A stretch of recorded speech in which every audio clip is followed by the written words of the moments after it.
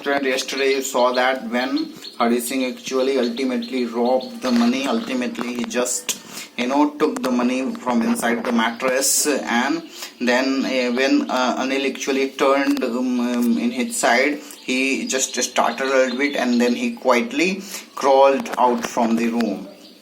Then what did Hari Singh do? We will find out. When I was on the road, I began to run, and then he just come out of the room. Then he just come out of the house in which Anil was living, and then he came on the road. And when he actually came on the road, he started to run, because at these sort of situation, you have to run, you have to flee away as fast as you can.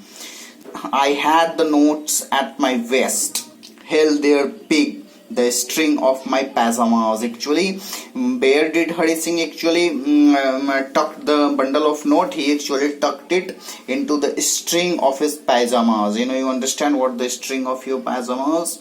He actually tied the bundle of note there, and then he was running for his life.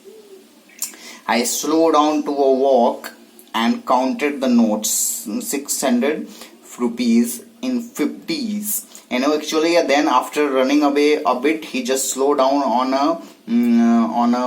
he just slowed down and then started to walk, and walking he just drew out the notes and started to count. And when he counted the note, how much rupees actually he has actually stolen 600 rupees, and the notes were in 50 rupee notes. All those 600 rupees were of 50. So it means there were 12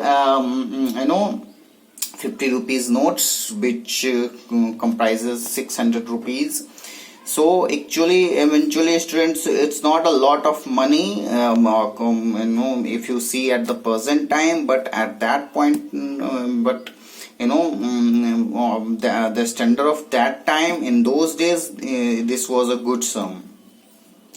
I could live like an old rich Arab for a week or two. With this money, with this amount of money, with 600 rupees, in those days, Hari Singh could have lived like an old rich Arab. An Arabian person, generally a state of Arabian old rich person, oil rich person, someone who has an oil tank in his land. Then he just live a luxurious life just like that. Hari Singh could also spend a week or two in that way.